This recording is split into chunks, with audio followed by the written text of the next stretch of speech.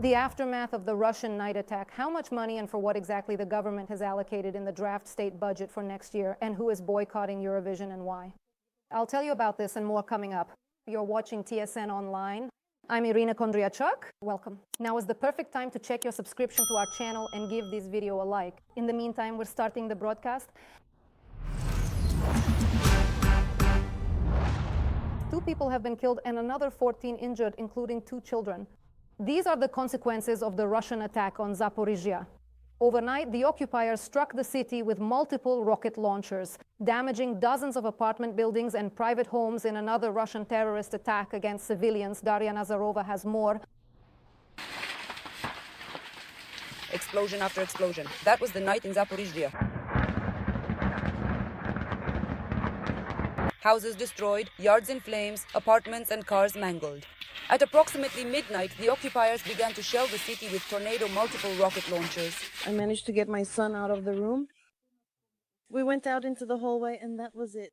That is all I really managed to do, and it came flying in from both sides. One of the enemy rockets landed right next to the apartment building. The blast wave damaged people's homes. I had already gone back to the children's room and got my mom. I brought her here all the way from the Dnipropetrovsk region, and I immediately pulled her into the hallway, and it hit in the exact spot where we had been taking cover. We hid ourselves as best as we possibly could. We tucked ourselves in tight. The children's room was also hit, and the neighbors from the adjacent 2-room apartment also came running out. We all experienced it together in the hallway, right there in the middle of the storm. Right now, utility services are working at the site. People are putting their apartments in order and slowly recovering after the terrible night. Thank God everyone is alive. The parrot was very frightened. As a result of the attack, dozens of apartment buildings and private houses in the city were damaged. 2 non-residential buildings were destroyed. 14 people were injured. One of them is in extremely serious condition. Doctors are fighting for his life. Daria Nazarova, Zaporizhzhia, TSN 1+1. 89 drones were shot down over Ukraine last night. This was reported by the Air Force in the morning. Starting from 8 p.m. on Monday, the enemy launched 116 drones at our cities from 4 directions, 70 of which were Shaheds. The attack was repelled by aviation, anti-aircraft troops, mobile fire groups, and electronic warfare units. Most of them were neutralized, but 22 drones still hit 6 locations. The consequences of the air attack in the Kyiv region are also visible in the capital. The enemy used drones to attack a shopping center and warehouses in the direction of Kyiv. The occupiers did not stop their strikes even in the morning. After the explosion, a huge column of smoke rose up, and it could be seen even in Kyiv. The sky became overcast, and the soot began to spread rapidly all around. Emergency services arrived. Meanwhile, videos circulated on social media showing helicopters extinguishing the fire near Kyiv. The fire at a logistics center in the Fastiv region is still being extinguished. Victoria Rubin reported this to TSN. Our correspondent is already on the scene. We are expecting a report from there in the next broadcast. And at night, the Russians also attacked another location. In the Fastiv district, this happened twice. The second time was when rescuers were already working there. As a result of the Russian drone attack, a fire broke out in the parking lot of a shopping center. While the fire was being extinguished, the Russians struck the site again. 2 fire and rescue vehicles were damaged, according to the state emergency service. No people were injured. In total, as a result of the attack in the area, 4 private houses, a warehouse, 14 trucks, and 9 passenger cars were damaged. As a result of this attack, air quality worsened in the Kyiv region and in certain districts of the capital, which is why residents were urged in the morning to avoid going outside and to keep their windows closed. What is the current air quality in the region? We will soon hear the latest data from the chief state sanitary doctor of the city of Kyiv. Details in the next TCH broadcast. Sumy is currently partially without power. The city was attacked by 2 enemy drones during the night. They hit warehouses and an energy facility. After that, the power went out. 2 explosions were heard in Trostianets. There, 6 people were injured, including 2 boys aged 16 and 12. And in the Yunakivka community, an FPV drone struck a civilian car. 2 pensioners were injured. And in Sumy, during the downing of an enemy drone, a woman was injured. She is in the hospital. 1 civilian was killed and another 14 were wounded by Russian invaders in Donetsk region. In Druzhkivka, 9 people were injured at once, and in Kostiantynivka, 7 apartment buildings and 15 private homes were damaged. And in Kherson region, the occupiers shelled Bilozerka, where residential houses caught fire in the village. The occupiers dropped explosives from a drone onto a civilian car. The driver was killed. Another man became a victim of the enemy in Mykilska. The Russians struck it with a drone. In the suburbs of Kherson, 2 people suffered explosive injuries, and residential neighborhoods there have been devastated. And once again, the occupiers remotely mined some streets, dropping petrol mines. In Dnipropetrovsk region, 2 districts came under attack from enemy drones and artillery, resulting in injuries. Infrastructure has been shattered. New drone incidents in Poland. In Warsaw, a drone flying over government facilities was neutralized. The unidentified UAV was spotted in particular over the Belvedere Palace. This is one of the president's residences. Polish Prime Minister Donald Tusk stated that in connection with this incident, 2 Belarusian citizens were detained. Preliminarily, those who launched it have been identified, and now the police are investigating all the circumstances. Later, a representative of the State Protection Service Command reported that the drone did not pose a threat.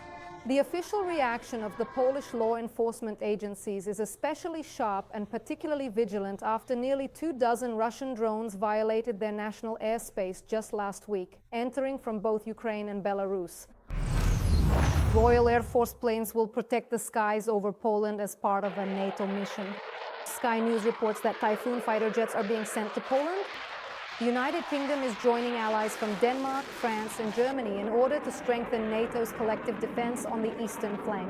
This move comes after Russian-operated drones reportedly entered Polish territory last week, marking the most serious violation of NATO airspace by President Putin to date. The British Prime Minister stated that the goals are not just to demonstrate strength.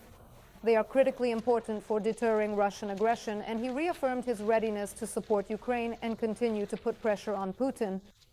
Just a few days after Russia's incursion into Polish airspace, there was a violation of Romanian airspace as well. NATO responded with the Eastern Sentinel mission, which involves deploying equipment and deterrence forces on the borders with Belarus, Russia, and Ukraine. Months of preparation and enhanced security measures. Donald Trump is set to depart tomorrow on a major state visit to the United Kingdom at the invitation of the King himself.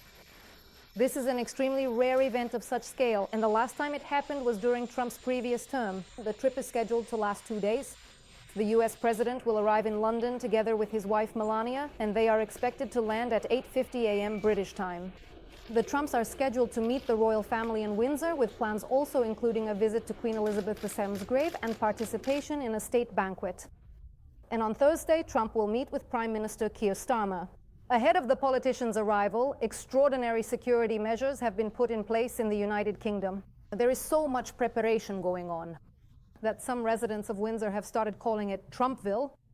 The American president is to be greeted by 1,300 military personnel, and 120 horses will be involved. The British BBC writes that the spectacular reception and maximum hospitality for the American president, despite widespread criticism, are being arranged in order to hold important negotiations on signing a new nuclear agreement and regulating the situation with tariffs, the establishment of a technological partnership, and synchronizing positions on the issues of Ukraine and Palestine. And the government of the United Kingdom is counting heavily on King Charles himself to help make a good impression on Trump and win him over to their side.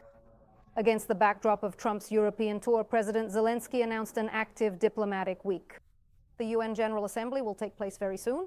According to Zelensky, active work is currently underway with the leaders of European countries to coordinate decisions related to Ukraine and to increase pressure on Russia. If the world does not provide a truly tangible response to Russia's prolongation of the war, if sanctions and restrictions are delayed, if the Russian army can launch drones against Poland with impunity, then Putin will continue to see this as permission to wage war. I want to thank our partners who are taking a strong stance, who are responding. Don't wait, action is needed.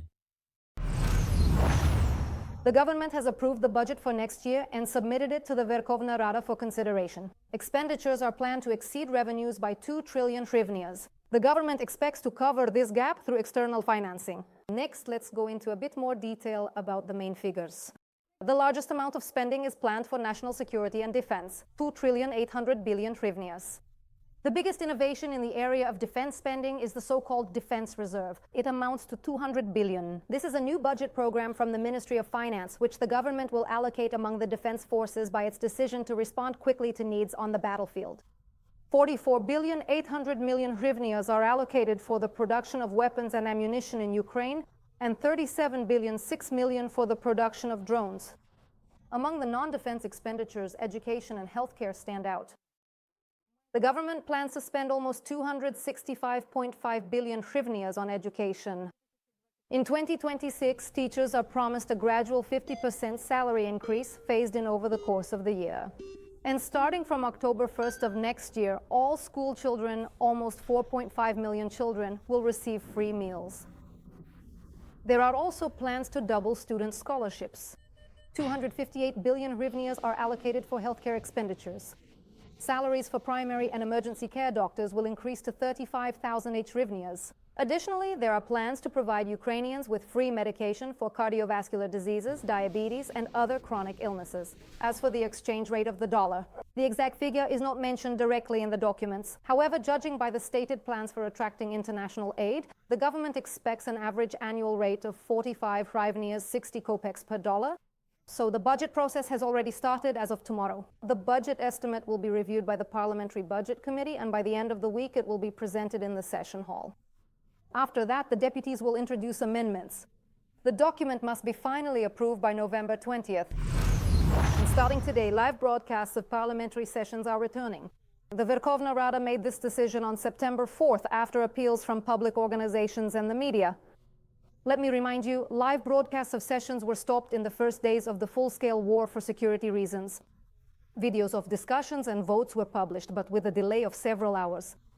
Starting today, you can watch the deputies in real time on the Rada TV channel and online on the Parliament's YouTube channel. And we will keep you updated on the main events from the session hall and TSN online broadcasts. So, what do you think about these innovations, and what exchange rate for the dollar are you counting on? Leave your comments under this video, and as always, give us a like and subscribe to our channel. In the meantime, I will continue with the TSN broadcast.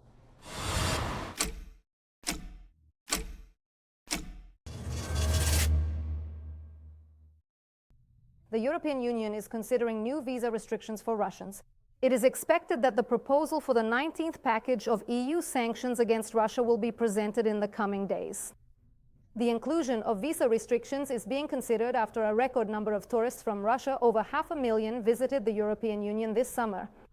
The issuance of visas falls under the competence of individual member states. So if the proposal is agreed upon, it would mean harmonizing entry rules across the entire EU.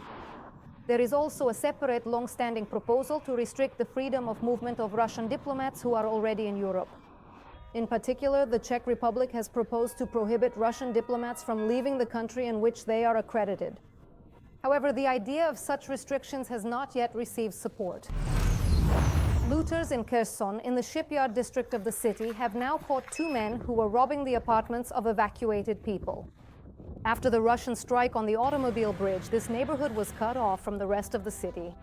Difficulties arose with the delivery of food and medicine due to the damaged bridge prevented firefighters and ambulances from getting there, so the authorities urged people to evacuate immediately. When the residents were forced to leave their homes, looters entered and began robbing the apartments. As a direct result of night ambushes, the police managed to catch 2 men, both local residents, who were robbing their very own neighbors.